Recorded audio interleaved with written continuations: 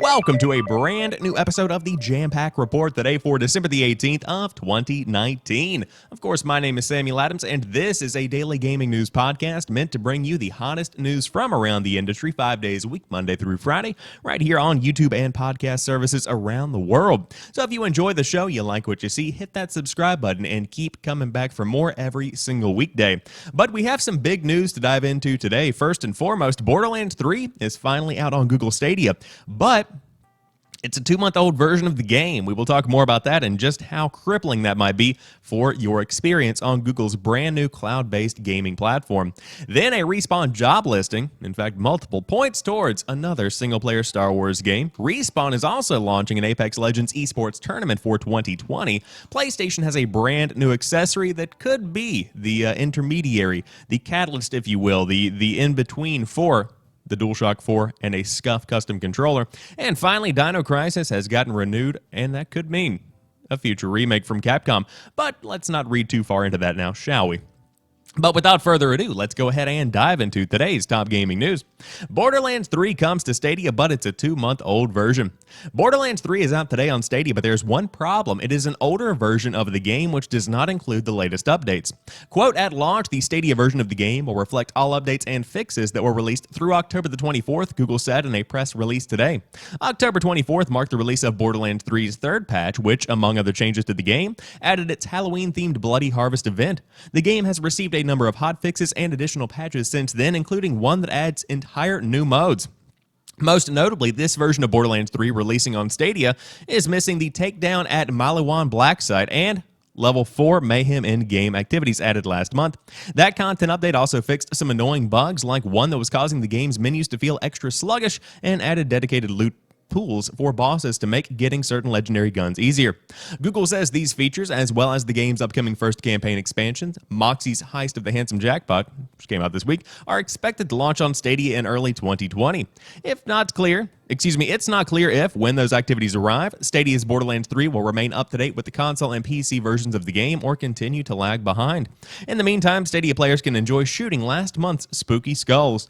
This is a big mistake, in my opinion, because Google is already falling behind in terms of Stadia because the experience on PS4 and Xbox One, if you have a pretty much standard internet connection, is probably going to be a good bit better as compared to the Stadia service. Now, with this, now you just get an older version of the game. I don't want to be playing the Halloween expansion / update, whatever you want to call it, in the middle of Christmas time. That doesn't really add up for me, and so it kind of is baffling to me that Google can continually release new things that disappoint the community time and time again.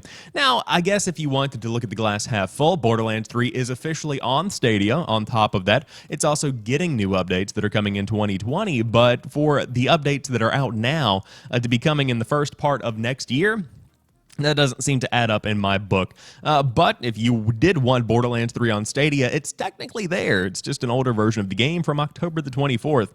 And again, today is December the 18th of 2019. That's a good bit of time between the most recent patch for this version of the game and now. However, Respawn has some brand new job listings that are pointing to another single-player Star Wars game. The Apex Legends developer is not hanging up its lightsabers after Jedi Fallen Order. Jedi Fallen Order was a fun, straightforward holiday adventure according to the review from PC Gamer, and apparently sold pretty well. Unsurprisingly, Respawn likely is not done with the wars among the stars.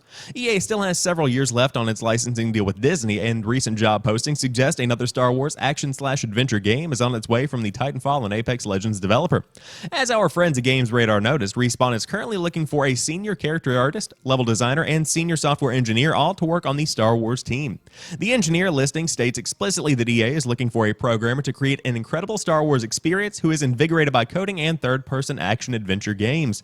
I think we can all pretty much agree that last little tidbit there pretty much knows, that lets you know. We can't say for sure if the next Respawn Star Wars game will be a direct sequel to Jedi Fallen Order, but it seems very likely.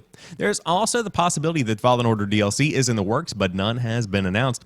Even though I have not seen it, the author says, I'd much rather a game based on The Mandalorian simply to see behind-the-scenes footage of Werner Herzog in a performance capture suit, and then to read an interview in which he compares the experience to being imprisoned in a what is this nerd shit? Anyways, there's a brand new Star Wars game coming out from Respawn, which is very exciting because of the fact that Jedi Fallen Order, kind of a sleeper hit. I didn't expect this one to be quite as good as it is.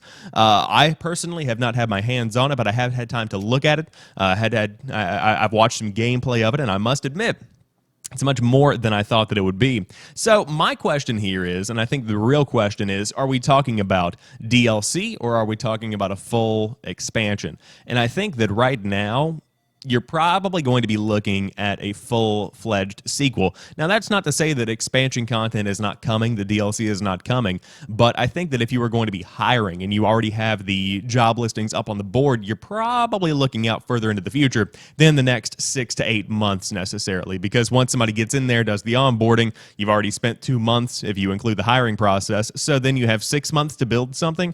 I don't know, it seems a little bit far-fetched to me. So if I had to guess, I would say you're going to be seeing a sequel to Star Wars Jedi Fallen Order. And considering how well received the main protagonist there was, I think that it's probably a pretty good option for them to continue on that path. But on top of that, Respawn is also launching an Apex Legends eSports tournament with $3 million in prizes. Respawn Entertainment today announced a new global eSports tournament series for its Battle Royale shooter Apex Legends, the first official tournament for the game since its launch in February of this year.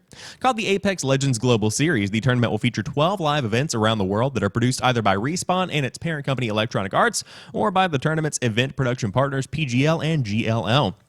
The prize pool, with a total of $3 million, with a $1 million prize pool specifically for the Apex Legends Global Series Championship held at the end of the circuit.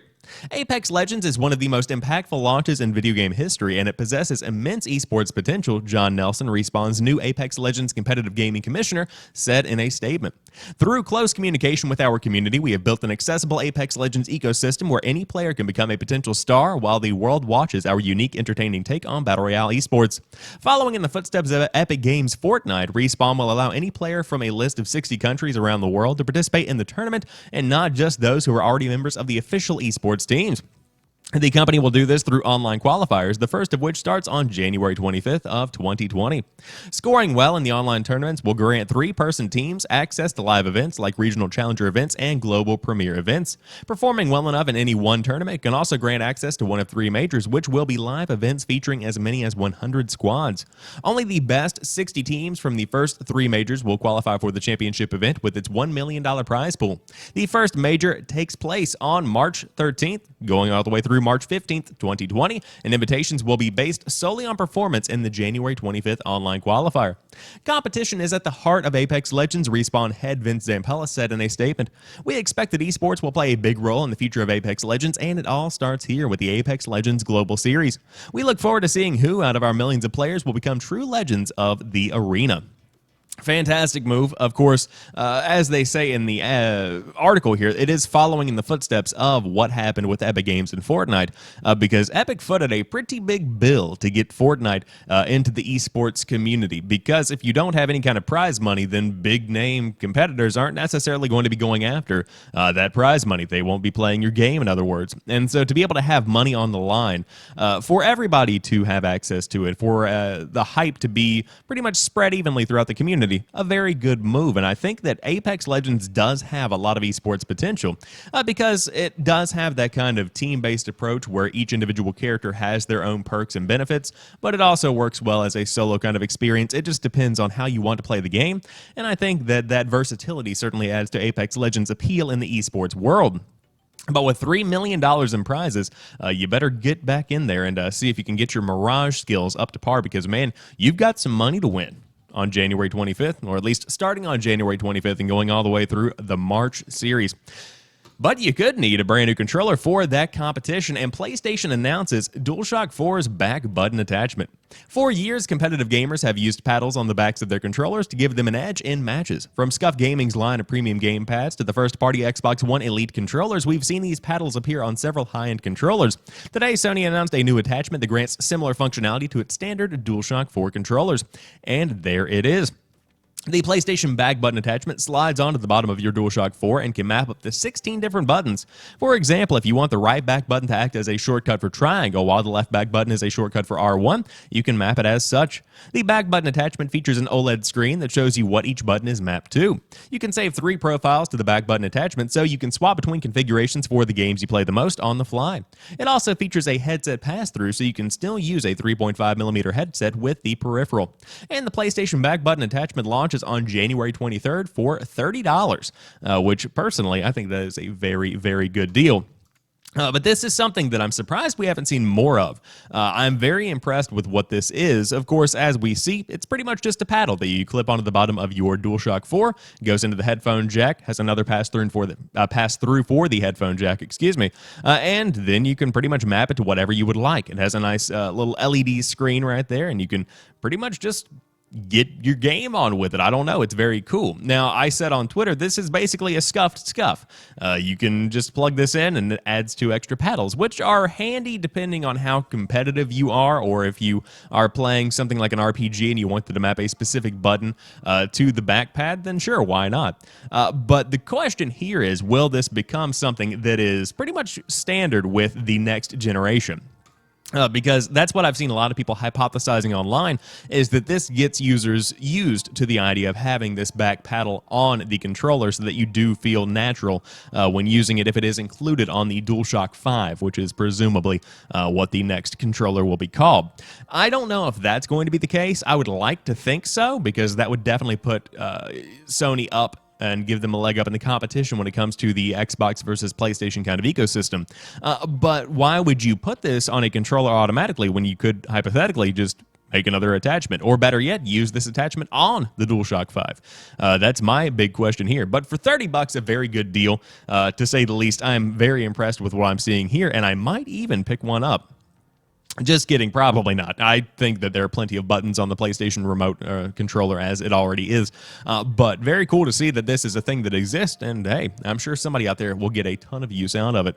But you could be playing Dino Crisis on it if, of course, a new trademark is to be read into and believed. If a recent trademark filing by Capcom is any indication, it seems a new Dino Crisis game could soon enter development. This veteran developer and publisher filed multiple new trademarks in Japan for IPs including Rockman, Mega Man, Power Stone, and Darkstalkers. The Japanese trademark filings, thanks Bloody Disgusting, of course that is the original source, are anything but confirmation of a new game in any of the aforementioned series, but it's a hopeful sign for Capcom fans and retro survival horror fans in particular. It seems relevant to mention that Capcom's 2019 investor report revealed vague plans to awaken dormant intellectual properties, adding another sliver of hope to gamers' hopes for a revival of the Dino Crisis or Darkstalkers series. Then again, it is not at all uncommon for publishers to file trademarks at seemingly random intervals to protect older IPs from being picked up by other devs. Still, Capcom has seen a lot of positive reinforcement to remake old games. The RE2 remake is among Games Radar's 100 best games of the decade, and the newly revealed Resident Evil 3 remake is attracting plenty of praise, so it's not without some considerable context that we speculate on a new game in the Dino Crisis franchise. The original game came out from 1999, and its sequel are classics of the survival horror genre, although sadly the franchise went dormant after 2003's Dino Crisis 3. With a new decade just around the corner, it's high time we see a return for several of Capcom's long-lost IPs. This is a big up in the air for me. Personally, I think this is the situation in which Dino Crisis needed to be renewed, and so Capcom went ahead and just put their name on it. They initialed for it, but they haven't picked it up yet, so to speak. I don't think we are going to be seeing this because dinosaurs aren't really popular right now. I mean, yes, you do have Jurassic Park and the giant, rebirth of that franchise, but in the gaming space, there isn't much, but that could also be a very big benefit in a way. There isn't too much competition in terms of what you can expect from a dinosaur game. And so a survival horror game that has been remade from the ground up, or even a brand new experience in the Dino Crisis series, could be something that is actually successful. So again, I suppose we will have to wait and see, but if you are curious as to what was happening behind the scenes at Capcom, you could be getting a Dino Crisis, including stuff like Rockman for Mega Man in Japan, and Power Stone, as well as Darkstalkers. But again, nothing to report definitively as of right now. However, that wraps up today's episode of the Jampack Report. If you enjoyed this one, drop me a like down below, and of course, if you are listening on a podcast service, I appreciate you very much, and I hope you enjoyed what I bring to the table. But I'll see you guys tomorrow for a brand new episode of the Jampack Report. Until then, have a great one, and peace.